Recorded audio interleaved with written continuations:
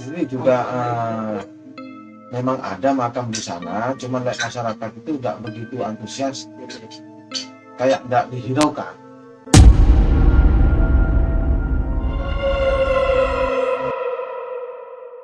Cuma bilang gitu sama saya, tolong beli bunga.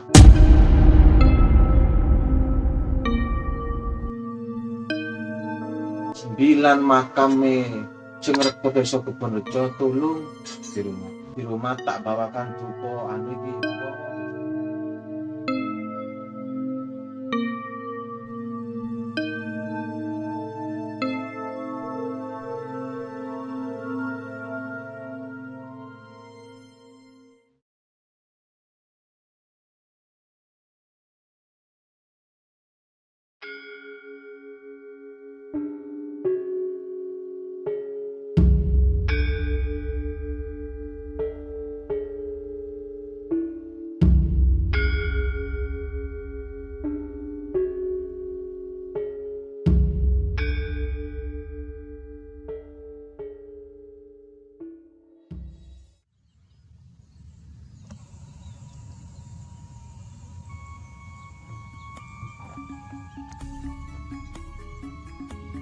Makam Mbah Sayyid Muhammad atau Mbah Linggis.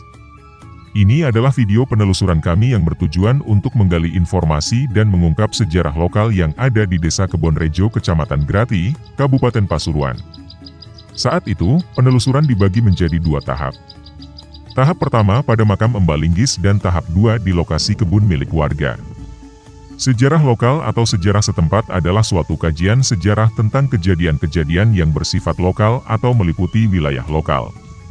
Lokal yaitu suatu wilayah kecil tertentu yang dibatasi dengan wilayah teritorial, keseragaman budaya, yang terkadang tidak secara jelas dan berhimpit. Sejarah nasional adalah sejarah yang meliputi wilayah Republik Indonesia dan berdampak secara nasional. Sedangkan sejarah lokal adalah sejarah yang meliputi wilayah daerah-daerah administratif yang disebut provinsi. Batasan ini juga meliputi suatu kota dan desa. Sejarah lokal memberikan kesempatan pada setiap daerah untuk menggali kekhasan masing-masing serta menjelaskan pertanyaan-pertanyaan yang menyangkut masa lalu dari masyarakat yang bersangkutan. Istilah sejarah lokal lebih jelas daripada sejarah daerah atau regional dengan makna sebuah wilayah yang mencakup lokalitas tertentu, bisa wilayah administratif, wilayah kultural, ataupun gabungan keduanya yang batasannya ditentukan sendiri oleh penulis. Kajian sejarah lokal berguna untuk menjelaskan peristiwa penting yang terjadi dalam lokalitas yang mungkin peristiwa tersebut ada kaitannya dengan peristiwa nasional. Temuan-temuan artefak berupa batu bata, gerabah, dan pecahan tembikar dari era dinasti Yuan, serta gelang berbahan perunggu di sekitar area makam Mbah Linggis, akan sangat berguna sebagai petunjuk dalam mengungkap sejarah lokal di Desa Kebonrejo ini. Sumber yang digunakan dalam sejarah lokal adalah sumber-sumber yang ada di daerah-daerah. Sumber yang digunakan seringkali mengalami hambatan karena tidak tersedianya sumber tertulis. Sumber tulis yang menjadi sumber utama dalam penelitian sejarah adalah salah satu faktor yang menjadikan sejarah lokal belum berkembang dengan baik. Sebagian besar sumber lokal menggunakan sumber lisan, baik itu tradisi lisan atau oral tradisian, maupun sejarah lisan atau oral histori. Milan. Mana grafik Milan. Ruang lingkup sejarah lokal merupakan lingkup geografis yang dapat dibatasi sendiri oleh sejarawan dengan alasan yang dapat diterima semua orang. Menurut Lester bahwa sejarah lokal berkisah tentang kelampauan dari kelompok masyarakat yang diikat oleh kesatuan etnis kultural pada geografis yang terbatas, ataupun dibatasi sendiri oleh penelitinya. Pemahaman sejarah perlu menampilkan segala peran yang ada sebagai sebuah kompleksitas yang utuh. Pengajaran sejarah lokal baik kepada siswa, mahasiswa, maupun masyarakat luas melalui kedekatan pada hal-hal yang ada di sekitar lingkungannya. Lewat pengajaran sejarah lokal, peserta didik diajak untuk mengenal peristiwa sejarah yang dekat dengan kehidupan sehari-hari. Sejarah lokal mengembangkan eksplorasi mengenai tempat ataupun wilayah masing-masing untuk meningkatkan kesadaran kekhasan dari tempat yang ditinggali. Aspek lingkungan sekitar merupakan batasan keruangan terpenting dalam sejarah lokal. Historiografi sejarah lokal misalnya, sejarah suku adat Baduy, sejarah suku Kalang, sejarah Kasepuhan, dan sejarah adat Cirorek. wis karet yang paling karet Gunung Abang iki rene. Kok melas meneh. Karet Gunung Abang yuk guys. Bisa dikaretin. Guys. Oh. Karet guys. Makan sih guys, ngombe sih guys.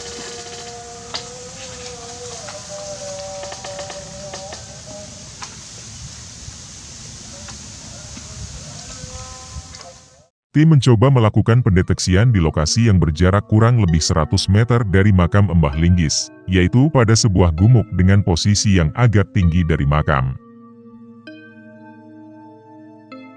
Hasil eksplor pada permukaan tanah, tim menemukan pecahan gerabah di area sebelah timur, serta pecahan keramik era dinasti Yuan dan patahan batu bata pada area utara. Pendeteksian menggunakan metal detektor, tim menemukan sebuah gelang perunggu pada area tengah samping sebelah selatan lokasi gumuk.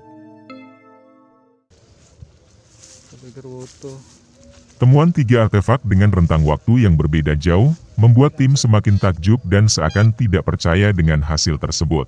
Betapa tidak, era dinasti Yuan sebagai dinasti non-Han pertama yang menguasai seluruh Cina, kekuasaannya berlangsung selama hampir 1 abad, yakni antara tahun 1271 sampai dengan 1368 Masehi. Sedangkan bila ditarik mundur ke belakang pada era peradaban Dongson, saat memberikan pengaruh besar pada masa aktivitas kerajaan di berbagai wilayah Asia Tenggara, termasuk wilayah Kepulauan Nusantara pada sekitar tahun 1000 sebelum Masehi hingga awal abad Masehi, jelas itu bukan rentang waktu yang hanya terpaut ratusan tahun, tapi ribuan tahun. Namun yang jelas bukanlah invasi yang membawa kebudayaan itu masuk di wilayah ini, tapi melainkan hubungan perdagangan. Asumsi yang pertama digunakan adalah bahwa benda-benda perunggu temuan di wilayah desa Kebonrejo, apakah sama dengan yang ditemukan di Dongson. Meski harus dibuktikan apakah perunggu tersebut dibuat oleh kelompok-kelompok dari Dongson, sehingga dari periode pembuatannya, dapat menentukan apakah benda tersebut adalah model untuk Dongson atau hanyalah tiruan-tiruannya. Jika dugaan itu benar, maka dapat menjelaskan penyebaran kebudayaan Dongson sampai ke desa Kebonrejo ini. Asumsi yang kedua adalah, bisa saja benda-benda itu dibawa oleh orang-orang yang mengagumi budaya Dongson hingga sampai ke wilayah desa Kebonrejo. Perlu kita ketahui bersama, bahwa kebudayaan Dongson adalah kebudayaan zaman perunggu yang berkembang di lembah Song Hong, Vietnam. Kebudayaan ini juga berkembang di Asia Tenggara, termasuk di Nusantara dari sekitar tahun 1000 sebelum Masehi sampai tahun 1 sebelum Masehi. Kebudayaan Dongson mulai berkembang di Indochina pada masa peralihan dari periode Mesolitik dan Neolitik yang kemudian periode Megalitik. Pengaruh kebudayaan Dongson ini juga berkembang menuju Nusantara yang kemudian dikenal sebagai masa kebudayaan perunggu. Kebudayaan Dongson secara keseluruhan dapat dinyatakan sebagai hasil karya kelompok bangsa Austronesia yang terutama menetap di pesisir Annam, yang berkembang antara abad ke-5 hingga abad ke-2 sebelum Masehi. Kebudayaan ini sendiri mengambil nama dari situs Dongson di Tan Hawa.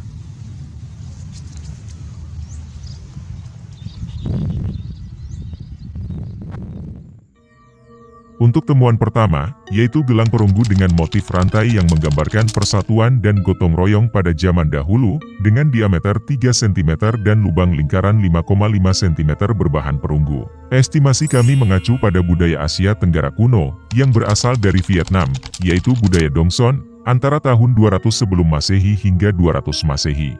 Ini merupakan gelang anak-anak dari perunggu, kemungkinan besar digunakan dalam ritual tarian seremonial karena juga berfungsi sebagai lonceng. Setiap gelang memiliki bukaan samping dan dibentuk berongga untuk menampung bola mainan mini yang menghasilkan suara cerah saat didesak. Miniatur bola berbahan logam dan bukaannya masih utuh. Namun ada pecahan pada salah satu sisi bagian atasnya. Hal ini jarang ditemukan pada artefak zaman sekarang.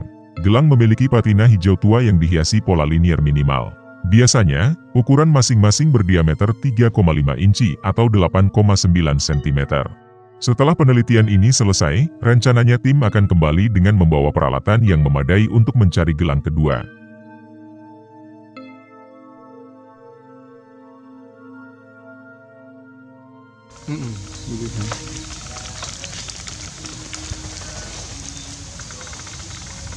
Ngelumpuk no beling di baling guys. Iya betul.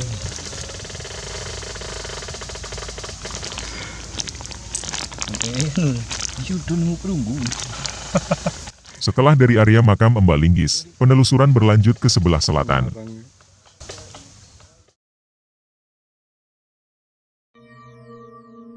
Tim PJSP juga menemukan temuan serupa yang berjarak kurang lebih 2 km dari lokasi awal, yaitu pada penggalian di sebuah kebun milik warga Desa Kebonrejo. Ini adalah sebuah struktur yang oleh tim sebelumnya akan digali. Struktur ini sebagian ada yang memanjang dan menyamping yang mirip sekali dengan sebuah struktur bangunan. Tim mengestimasi bahwa ini merupakan bekas bangunan sebuah kuil dengan bahan batu bata kasar, yang merupakan ciri dari bangunan-bangunan kuil berusia ribuan tahun yang lalu.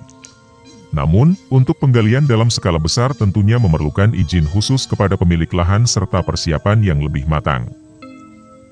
Di sekitar area tersebut ditemukan banyak sekali pecahan-pecahan tembikar dari era dinasti Song dan Yuan serta gerabah dari era kerajaan di Jawa. Penggalian dalam arkeologi adalah pembongkaran, pemrosesan dan pencatatan sisa-sisa arkeologis. Situs penggalian atau gali adalah situs yang sedang dipelajari. Penggalian situs semacam itu berkaitan dengan situs arkeologi tertentu atau serangkaian situs yang saling berhubungan, dan dapat dilakukan hanya dalam beberapa minggu hingga beberapa tahun. Penggalian di lokasi situs yang tentunya menggunakan teknik khusus yang sesuai prosedur, akan membantu dalam penelitian untuk menemukan beberapa bahan organik yang dapat dijadikan petunjuk untuk menentukan usia sebuah situs bersejarah dengan mudah. Hal tersebut tentunya bekerja sama dengan pihak terkait dan dalam hal ini adalah laboratorium. Banyak teknik khusus dengan fitur tertentu yang digunakan dalam penggalian. Sumber daya dan masalah praktis lainnya tidak memungkinkan para arkeolog untuk melakukan penggalian kapanpun dan dimanapun lokasi yang mereka pilih. Dengan adanya kendala ini berarti banyak situs purbakala yang sebenarnya sudah diketahui sengaja dibiarkan tidak digali dengan tujuan melestarikan situs-situs tersebut untuk generasi mendatang. Demikian juga bagi komunitas yang tinggal di dekat situs purbakala tersebut akan mengenal aktivitas penggalian situs purbakala nantinya. Pada dasarnya, penggalian arkeologis merupakan suatu proses yang tidak dapat diulang, karena area tanah yang sama tidak dapat digali 2 kali, namun bisa diteliti berulang kali. Oleh sebab itu, arkeologi sering disebut sebagai ilmu perusak, karena harus menggali dan membongkar struktur asli untuk melakukan pengamatan serta penelitian. Guna mengatasi hal ini, metode digital yang sangat akurat dan tepat dapat digunakan untuk merekam proses penggalian dan bukti hasil dari penggalian arkeologis tersebut, dikarenakan kondisi asli struktur sudah terabadikan.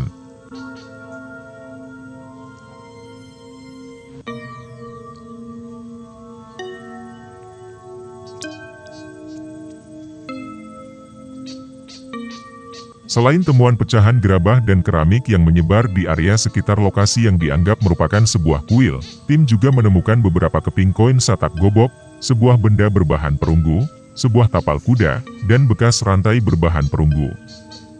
Berikut ini adalah mapping dan deskripsi benda-benda temuan tim di lokasi kebun Desa Kebonrejo.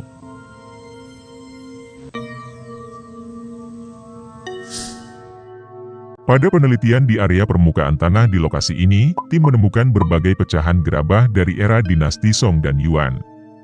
Di bagian tengah, tim menemukan 3 keping koin satak gobok dari era dinasti Song, namun ketiganya dari generasi pemerintahan yang berbeda. Di sebelah barat, tim menemukan kembali jenis perunggu Dongson berbentuk tempat kinangan serta beberapa logam lainnya, seperti tapal kuda berbahan besi dan bekas rantai dari perunggu. Untuk koin satak gobok pertama, literasi kami mengacu pada koin dari era dinasti Song Utara, tahun 960 hingga 1126 Masehi. Koin ini dipakai pada masa Kekaisaran Renzong, yang memerintah dari tahun 1023 hingga 1063 Masehi. Koin ini mempunyai berat 4,13 gram dan diameter 24,69 mm. Pada saat ditemukan, koin berbahan perunggu ini berada pada kedalaman 25 cm dengan kondisi utuh dan bergerak. Untuk koin satak gobok kedua, literasi kami mengacu pada koin dari era dinasti Song Utara, tahun 960 hingga 1126 Masehi. Koin ini dipakai pada masa Kekaisaran Yingzong, yang memerintah dari tahun 1064 hingga 1067 Masehi. Koin ini berbahan perunggu dengan berat 2,81 gram dan berdiameter 24,39 mm. Tim menemukan koin tersebut pada kedalaman 35 cm dengan kondisi utuh dan bergerak. Untuk koin Satak Gobok yang ketiga, literasi kami mengacu pada koin dari era dinasti Song Utara, tahun 960 hingga 1126 Masehi. Koin ini dipakai pada masa Kekaisaran Sejong, yang memerintah dari tahun 1086 hingga 1100 Masehi.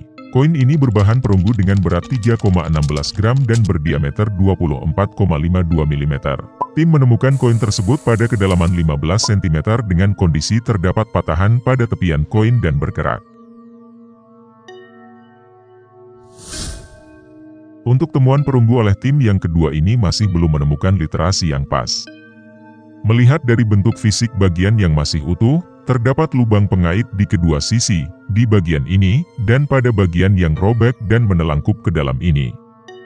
Yang berfungsi jelas agar tidak lepas dari sesuatu, bisa itu berbentuk gagang atau pijakan objek tertentu.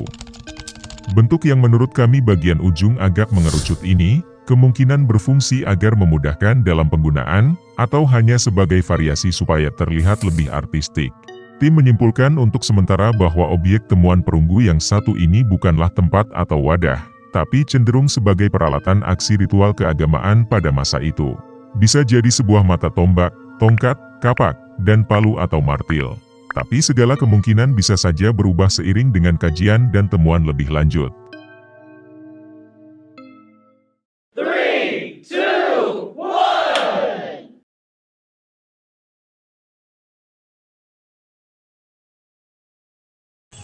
Ini watu.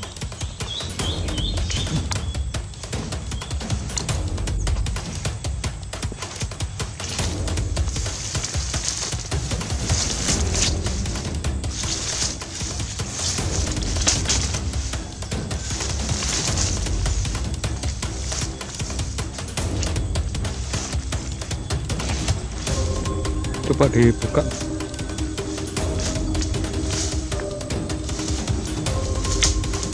Nggak gawa Tramontina. Si anu ngajuaken. Oh, wes angel.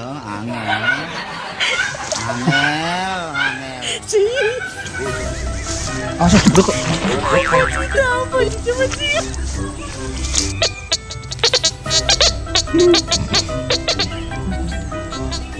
Sanggup ngeduk. Ini kabeh.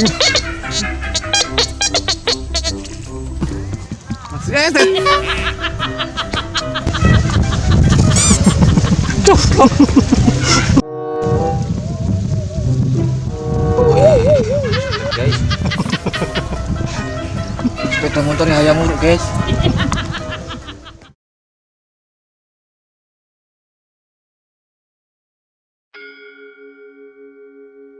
Oke sobat, sekian dulu video dari kami.